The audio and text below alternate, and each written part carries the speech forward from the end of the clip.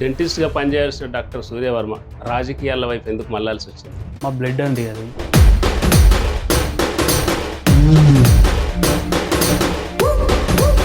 ఇప్పుడు జెండా కట్టలేదు, జెండా మోయలేదు, బ్యానర్ కట్టలేదు, పోస్టర్ అతికించలేదు. జనరల్గా అయితే కార్యకర్త నుంచి లీడర్ ఎదుగుతారు, కింది నుంచి మీదకి వస్తారు. కానీ మీరు ఒకటేసారి ఎక్స్పోజ్ అయిపోయారు ఒక నాయకుని. ఇప్పుడు నేను సడన్గా లీడర్ అయినందుకు జనాలు ఎవరు బాధపడతలేరు.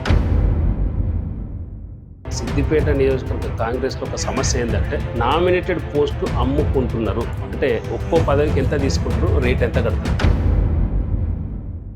ఇప్పుడు మీరు కూడా ఒక నామినేటెడ్ పోస్ట్లో మీరు కూడా ఉన్నారు, ఆర్టీఏ మెంబర్గా మీకు కూడా ఇచ్చారు. ఇప్పుడు ఏమనుకుంటారంటే చూసిన వాళ్ళు కూడా మరి ఈయన కూడా ఎంత ఇచ్చి తెచ్చుకున్నాడు, ఎంత కొనుక్కున్నాడు అనుకుంటారు కదా. I'm very discipline person. నేను ఒక డాక్టర్, ఎడ్యుకేటెడ్ పర్సన్. మీకు ఒక 10 ఏళ్ళు కాంగ్రెస్ పార్టీ కోసం పనిచేస్తా.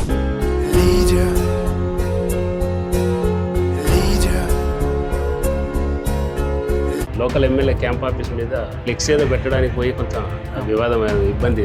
అట్లా ఎందుకు చేస్తారు అట్లా? అంతకుముందు ఒకసారి ఫ్లెక్సీ చింపేశారు, మళ్ళీ ఫ్లెక్సీ మీరు పెట్టించాలి. మీరే పోవడం, రాత్రిపోవడం, అల్లరి చేయడం అనేది మళ్ళీ దాంట్లో సాధించింది కూడా ఏం లేదు కదా. మళ్ళీ అట్లే ఉంది, ఫ్లెక్సీ కూడా పెట్టలేదు కదా. ఇంకోటి వాళ్ళు కూడా చిల్లర రాజకీయం పని చేసుకోవాలి.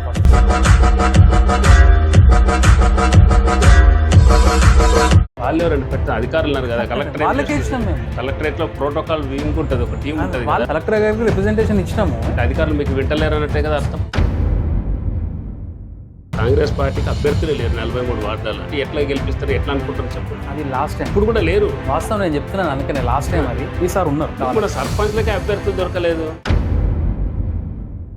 ముఖ్యంగా ఇసుక, ఈ మైనింగ్ సంబంధించి ఆర్టీఏ రవాణా శాఖ వాళ్ళు బాగా డబ్బులు వసూలు చేస్తున్నారు. ఇంతకుముందున్న ఆర్టీఏ మెంబర్లకు కూడా డబ్బులు ఇచ్చేవాళ్ళు అనేది ఒక టాక్ ఉన్నది. నిజంగా అట్లా జరుగుతుందా? మీకేమైనా వస్తాయి అట్లా?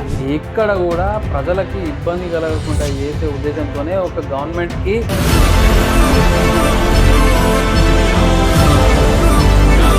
సూర్యవర్మ సౌమ్యుడు అన్న పేరుంది. రాజకీయాలంటే కుళ్ళు, కుతంత్రాలు, కుట్రలు ఉంటాయి అంటారు. మరి ఇవన్నిటిని జీర్ణించుకోగలుగుతాడా? ఈ జీర్ణించుకొని రాజకీయాల్లో రాణించగలుగుతాను అనుకుంటున్నారు. ఏదో రోజు సిద్దిపేటలో 100% ఎమ్మెల్యే చూపిస్తాం పక్క.